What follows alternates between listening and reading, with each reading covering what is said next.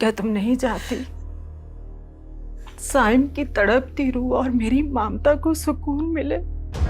क्या साइम की मोहब्बत को तुम तानियाल की मोहब्बत के बदले कुर्बान कर दोगी? नहीं ताई अम्मी, कभी नहीं। गलती हो गई, भूल हो गई तुमसे।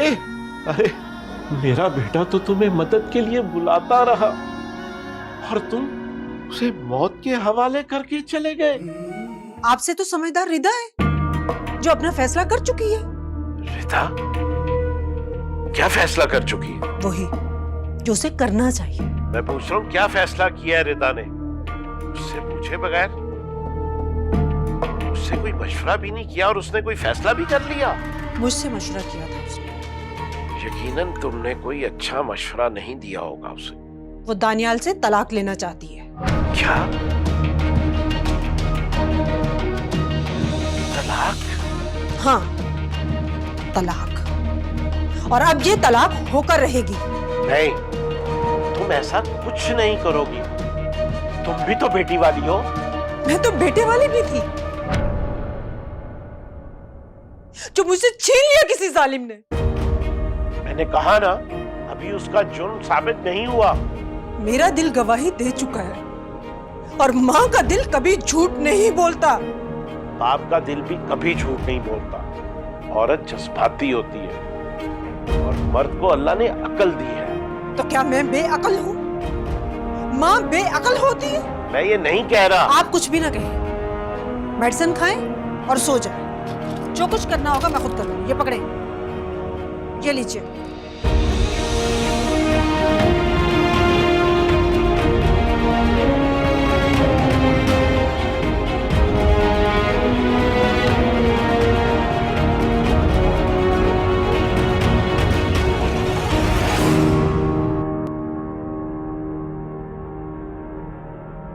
पता तो करो तानियाल का कहाँ रह गया, अभी तक वापस नहीं आया।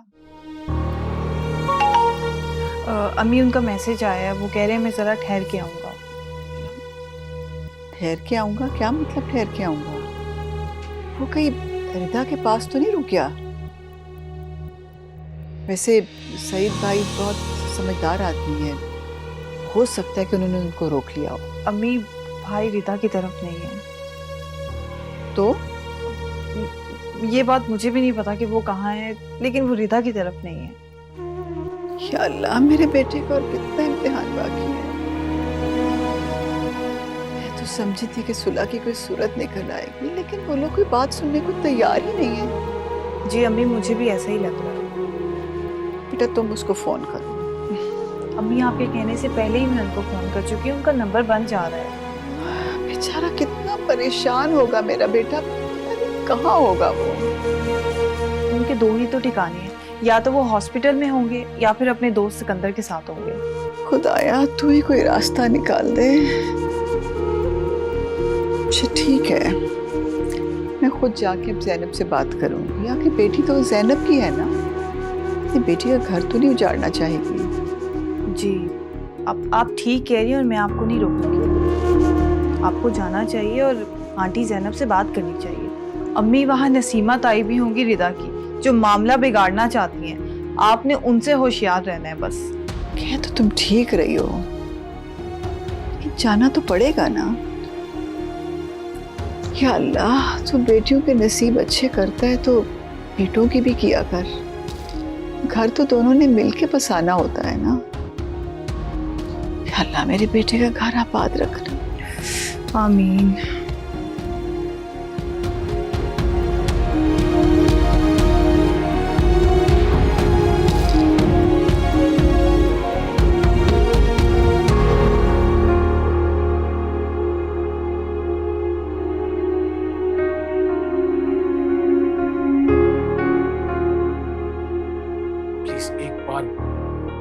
मेरी बात करवा दे, सब कुछ ठीक हो सकता है आंटी, प्लीज समझ लीजिए। तुम यहाँ क्यों आए हो?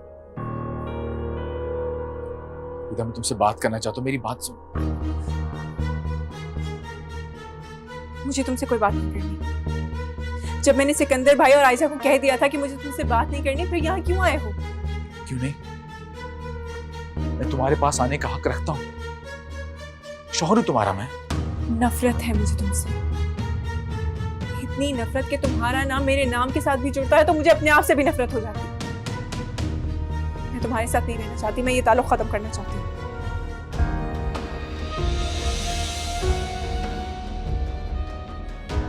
रिधा, ये क्या कह रही हो तुम? माँ मैं ठीक कह रही हूँ, मुझे इस शख्स से अपना हर रिश्ता खत्म करना है। मुझे तलाक चाहिए।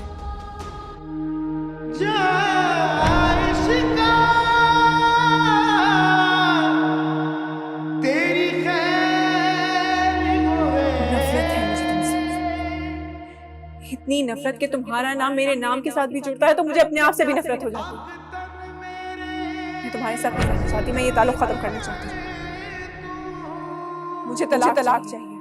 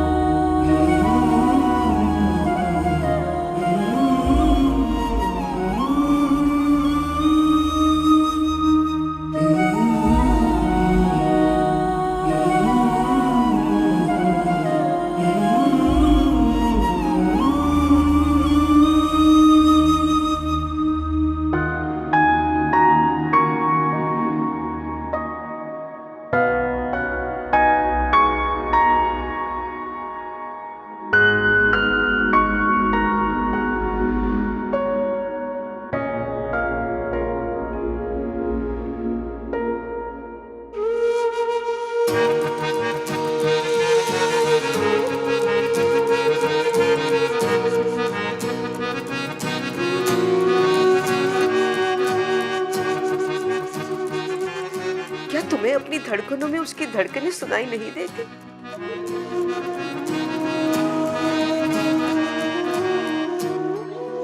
ये बात जानती हो ना तुम कि अल्लाह तुम्हें कितनी बड़ी नेमत से नवाजने वाला है। माँ बनने वाली हो तुम। ये वक्त ऐसी बातों का नहीं होता। मेरी उम्मीद का हर सहारा है तू, मेरे गम के भंवर का किनारा है तू। तेरी हंसी तेरी खुशी मेरे लिए जन्नत यही।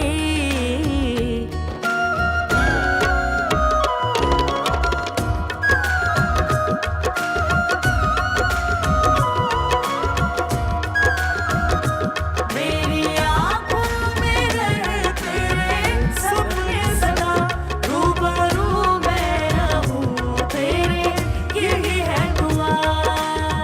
मैं अपने किसी फर्ज से गाफिल नहीं हूं नसीमा बेगम, लेकिन अपने दुख की पट्टियां आंखों पर बांधकर मैं किसी बेकसूर के साथ ज्यादती भी तो नहीं कर सकता। आपका दिल चाहे जितना भी पसीज जाए सईद साहब, लेकिन मैं तानियाल को कभी माफ नहीं करूंगी।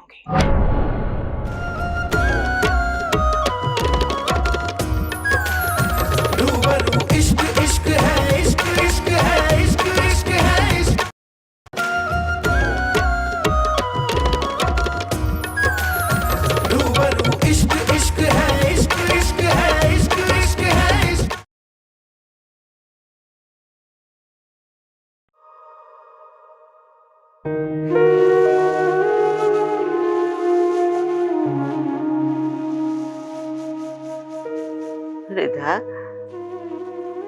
रिधा बेटा, क्या है माँ?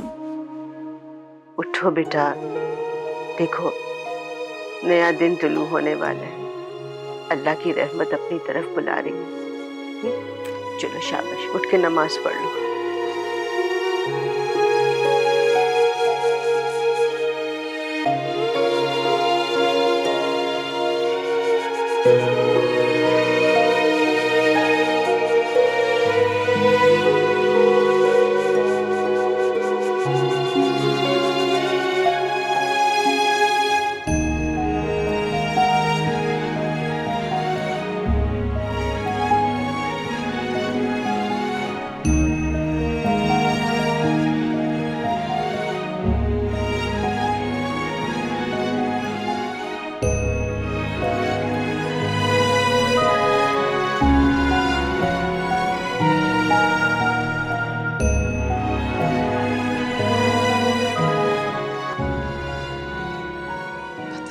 रात को कब आया होगा, सोया भी होगा कि नहीं।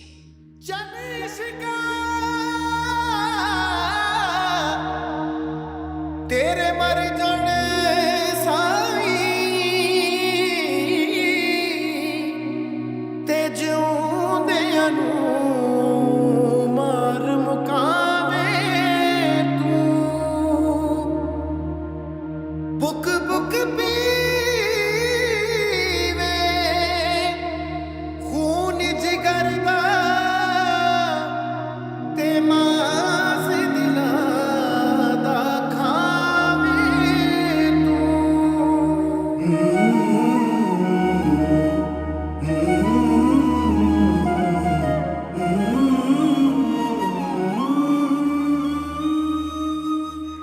बेटा, सबसे बड़ा मुंसिफ वो है जिसके आगे तुम हाथ फैलाए बैठे हो। बस अपना मुकदमा उसके सामने रख के तौबा कर लो, माफी मांग लो अपनी खता की, रहम मांग लो उसका। जब वो अपने कर्म से इंसाफ करेगा ना तो तुम्हें रिहाई मिल जाएगी बेटा। ऐ अल्लाह, ऐ मेरे खुदा, मुझे माफ कर दे। आमीन।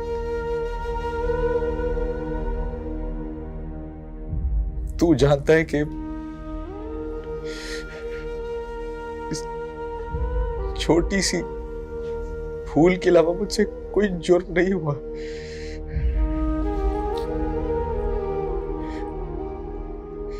मुझे इस अंदर के कर्म और इस दिल की बेचैनी से आजाद कर दे मेरे खुदा। आमीन आमीन।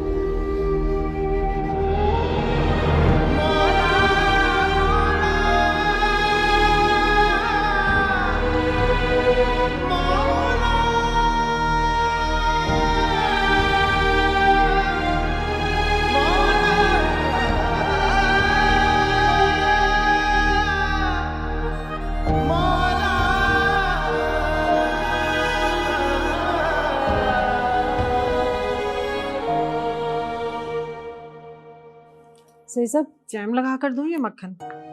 जैम ही लगा दो।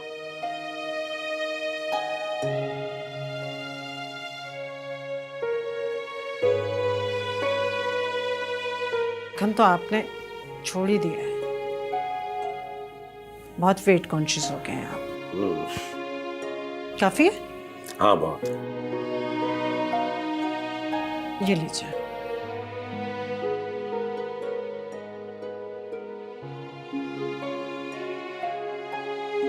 अस्सलामुअलैकुम भाईजान। बैठे भाभी। वालेकुम अस्सलाम। कैसी तबीयत है आपकी? तबीयत ठीक है मेरी। ज़ैनब, रिदा नजर नहीं आ रही। वो रिदा की तबीयत ठीक नहीं है, उसे टेम्परेचर हो गया है, तो मैंने ही उसे कहा था कि कमरे में रहे। मैं नाश्ता वहीं लेके जा रही हूँ। भाभी, अगर उसकी तबीयत खराब थी तो आपने मुझे क्यों नहीं बताया? नाश्ते से ज्यादा इस वक्त उसे दूध की जरूरत है। अरे भाभी, आप रहने दें, मैं और रिदा वहीं कमरे में ही नाश्ता कर लेंगे। मैं लेके जा रही हूँ। ठीक है, जैसे आपकी मर्जी। माँ तो आप है, मैं तो कुछ नहीं लगती उसकी। अरे भाभी, ऐसी भी कोई बात नहीं है। अच्छा ये ले, आप नाश्ता लेके जाइए, मैं चाय बना के लाती हूँ। आप चाय पियेंगी ना? हाँ ना, क्यों नहीं। तुम चाय इतनी अच्छी बनाती हो, कौन इनकार कर सकता है।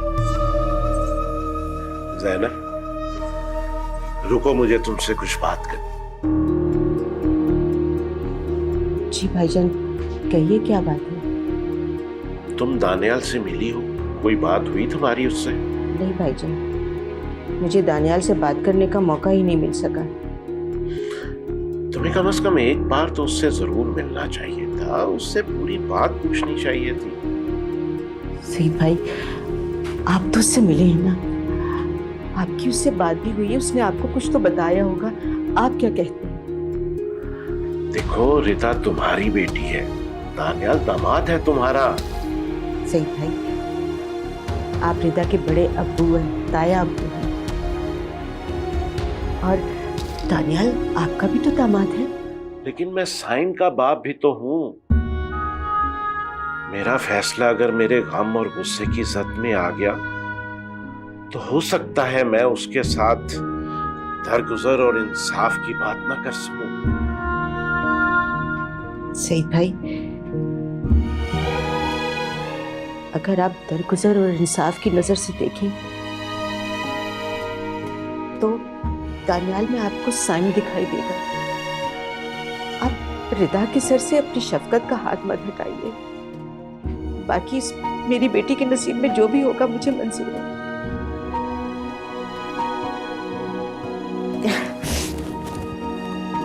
आपकी चाय ठंडी हो गई है, मैं आपके लिए ताजी चाय बना के लाती हूँ।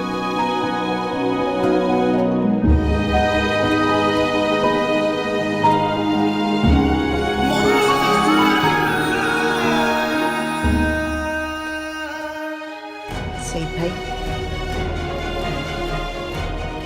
अगर आप दरगुजर और इंसाफ की नजर से देखें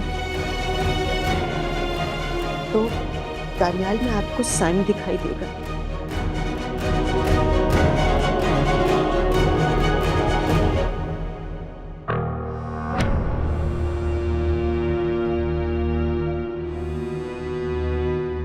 रिदा, ताईजान प्लीज मेरे से दूध नहीं, मैं नहीं पी सकती।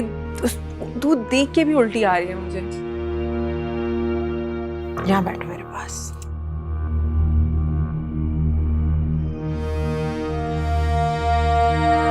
जब रिया प्रेग्नेंट थी तो उसकी मजाल नहीं थी। वो कोई भी चीज खाने से मेरे सामने इनकार करता है। उसका दिल चाहे ना चाहे, जो मैं कहती थी उसे खाना और पीना पड़ता था। पता है डेली वो क्या खाती थी?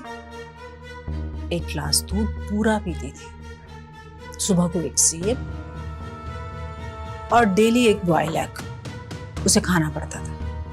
ताईजान, तुम्हें एक बात बताऊं, जब मैं प्रेग्नेंट थी तो तुम्हारी दादी जाफरान मिला दूध पिलाती थी मुझे। और तभी साइम इतना खूबसूरत घोड़ा पैदा हुआ था। सब देखकर तारीफें करते थे, इतना खूबसूरत बच्चा है, बिल्कुल रुई के गोले जैसा था। और पता है पूरा 12 पाउंड का था माशाल्लाह से।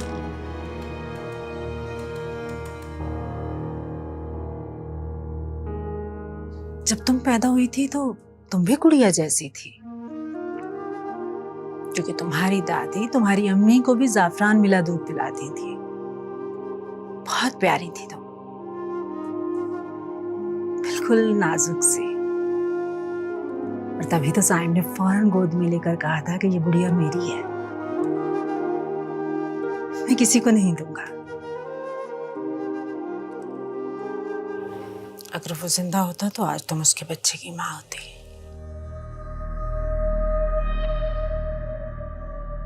तुम्हारी कोख में साइम का बच्चा होता, वो अपने हर अरमान पूरे करता।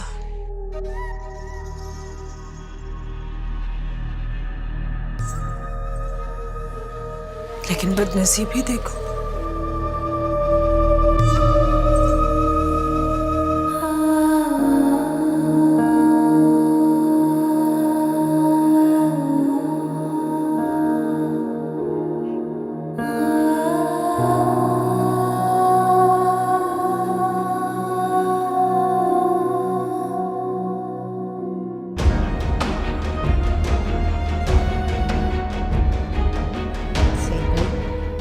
अगर आप दरगुजर और इंसाफ की नजर से देखें तो दानियाल में आपको साइम दिखाई देगा। आप रिदा के सर से अपनी शफकत का हाथ मत हटाइए। बाकी मेरी बेटी के नसीब में जो भी होगा मुझे मंजूर है।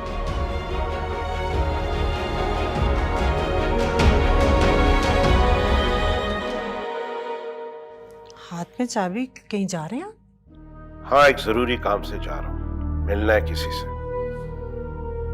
किससे मिलना है? नसीमा, मेरे कंधों पर एक बेटी का घर आबाद करने की जिम्मेदारी भी है और मुझे बहुत सोच समझ कर फैसला करना है। आपके दिल से बेटे की जवां मर्गी का बोझ हट गया है? उसका नाहक खून आपसे इंसाफ चाहता है। ये फर्ज क्यों भूल गए आप? मैं अपने किसी फर्ज से गाफिल नहीं हूं नसीमा बेगम, लेकिन अपने दुख की पट्टी आंखों पर बांधकर मैं किसी बेकसूर के साथ ज्यादती भी तो नहीं कर सकता। आपका दिल चाहे जितना भी पसीज जाए सईद साहब, लेकिन मैं तानियाल को कभी माफ नहीं करूंगी। उसने मेरे बेटे को मौत के मुंह में धकेला है। मैं उससे अपने बेटे के खून का बदला लेकर रहूंगी। मैं माफ नहीं कर सकती उसको।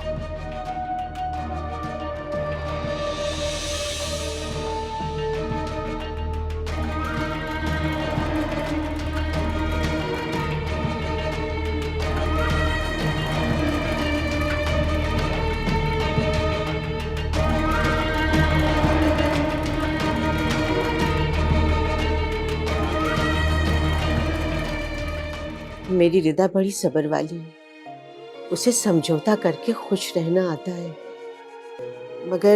मगर वो समझौते घरेलू मामलात पर होते हैं। हमारी रिदा इतनी बड़ी कुर्बानी नहीं दे सकती जितनी बड़ी आप चाहती हैं।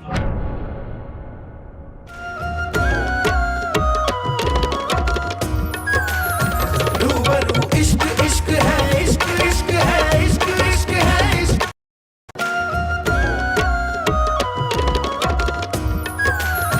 रूबरू इश्क इश्क है, इश्क इश्क है, इश्क इश्क है, इश्क।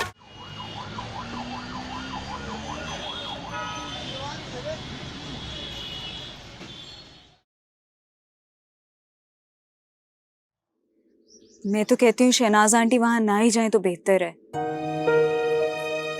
उन्होंने तो मम्मी पापा तक का लिहाज नहीं किया। अगर उनका भी मान टूट गया ना तो अच्छा नहीं होगा। आयजा, तुम साथ जा तो रही हो।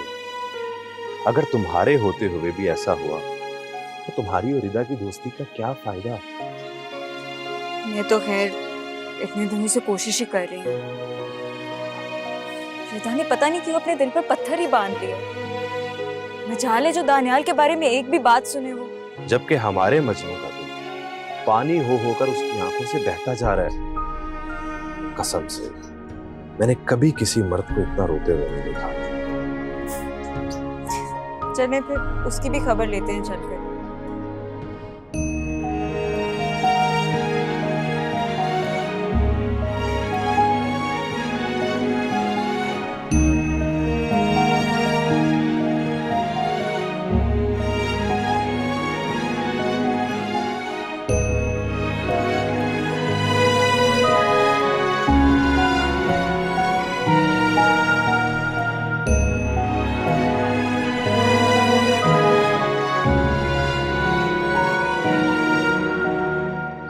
वैसे सईद भाई से मुझे बहुत उम्मीद थी कि वो हमारी बात सुनेंगे, लेकिन बहुत मायूस किया उन्होंने।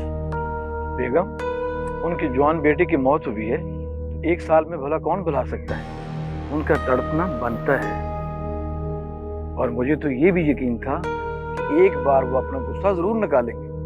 हाँ, कह तो आप ठीक रही। जवान औलाद की मौत का सदमा तो जिंदगी भर के लिए दिल का घाव बन जाता है, और उनके बेटे की मौत भी तो एक हादसा थी ना।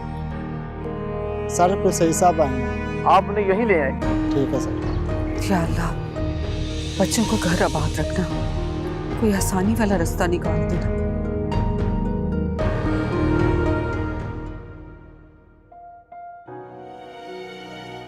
अगर आज भी कोई पॉजिटिव बात नहीं होती है तो मेरा ख्याल है कि तुम लोगों को खामोशी इख्तियार कर लेनी चाहिए ताकि मामला ठंडा हो सके। मैं हमेशा के लिए अपने होंठ सीलूंगा, लेकिन कल जो रिदा ने लफ्ज यूज किया ना, वो बस वादा ना करे वो। अल्लाह से अच्छे क्यों? जैसे मैंने आयजा को कहा तो था कि वहां जाकर जो भी सिचुएशन हो मुझे मैसेज करे।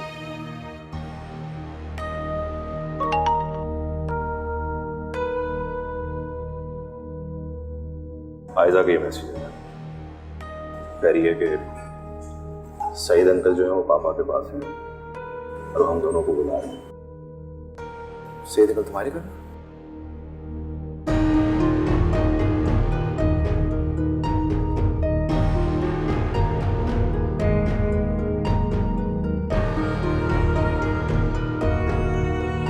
ज़ैनब बहन, शादीशुदा जिंदगी में ये ऊंच नीच तो होती रहती है ना। मतलब अब शौहरों को बीवियों की हर बात पसंद नहीं आती और इसी तरह बीवियों को भी शौहरों की। अब ये बड़ी खामियों को नजरअंदाज करना पड़ता है ये छोटी छोटी खूबियों के लिए। और बहन, यकीन मानिए ये कुर्बानी औरत को ही देनी पड़ती है। देखिए शहनाज बहन, मेरी रिदा बड़ी सब्र वाली है, उसे समझौता करके खुश रहना आता है। मगर वो समझौते घरेलू मामलात पर होते हैं। ये मामला कुछ और है। हमारी रिदा इतनी बड़ी कुर्बानी नहीं दे सकती जितनी बड़ी आप चाहती हैं।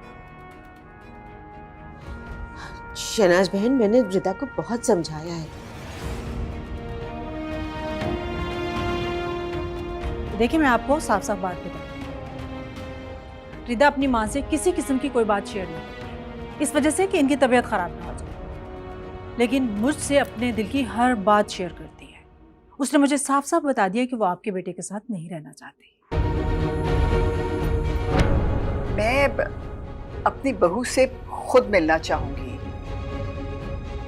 उसका फैसला उसके मुंह से सुनना चाहती हूँ। तो ठीक है, मैं उसे बुला लेती हूँ, आप उसके मुंह से सुन लीजिए कि वो क्या कहती है आपके सामने। लेकिन एक बात याद रखिएगा, तो आपके सामने आकर भी यही कहेगी कि वो आपके बेटे के साथ नहीं रहना चाहती।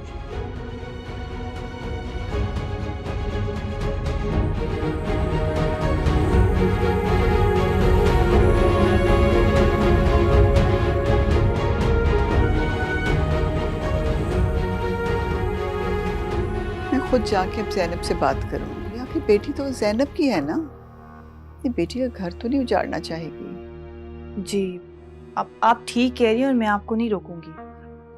आपको जाना चाहिए और आंटी ज़ैनब से बात करनी चाहिए। अम्मी वहाँ नसीमा ताई भी होंगी रिदा की, जो मामला बिगाड़ना चाहती हैं। आपने उनसे होशियार रहना है बस।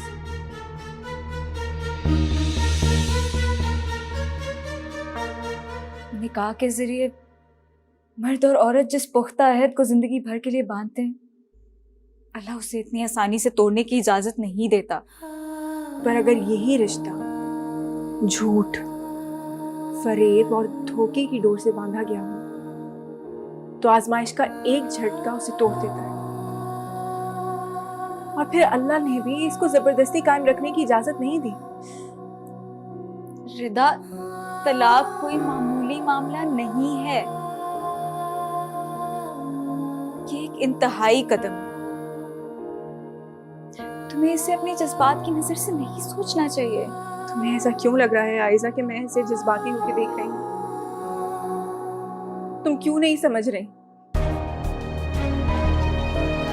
अगर मियां बीवी के दरमियान नहीं बनती हो या किसी बात पे वो लोग अलग होना चाहें तो अल्लाह ने उसकी गुंजाइश रखी है।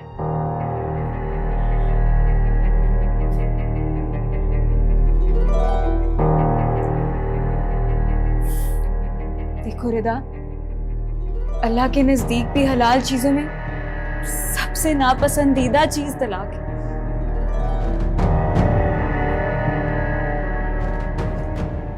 क्या ये सब जानते हुए भी तुम यही फैसला लोगे?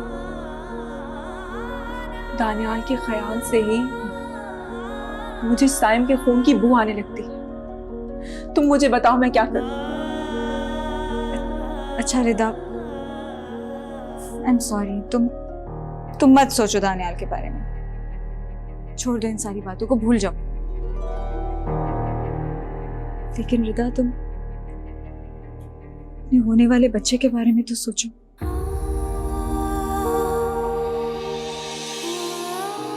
उसका तो इस सब में कोई कसूर नहीं है ना। इस दुनिया में आने से पहले मुझसे अपने बाप के साय से महरूम मत करो।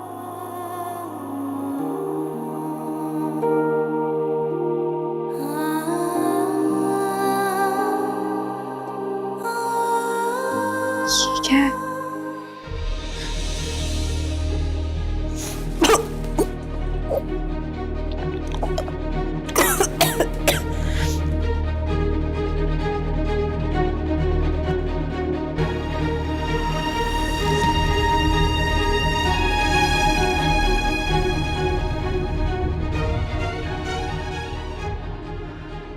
साइम, ये तो वही जो वही है, वही नेकलेस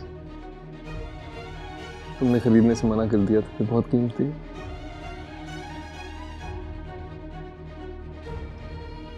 रिदा, ये मामूली सा तोहफा है तुम्हारे लिए। बस मेरी ख्वाहिश है कि तुम इसको हमेशा पहने रखो।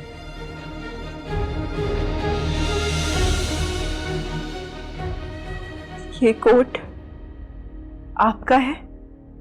हाँ हाँ, मेरा कोट है। क्या हुआ है?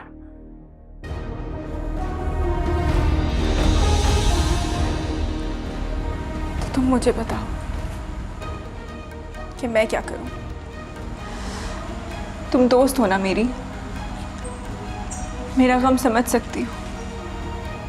बताओ बताओ आयशा, मैं क्या करूं? रिदा, तुमने दानियाल से जितनी नफरत करनी है तुम करो, बस उसे तलाक मत लो प्लीज।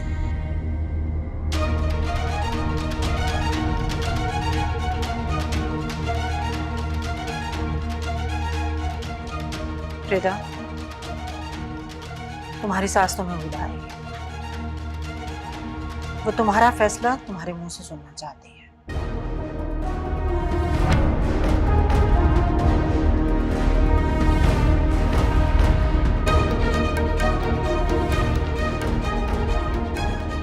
अगर तुम साइम की मोहब्बत को दिल से भुला चुकी हो तो चली जाना,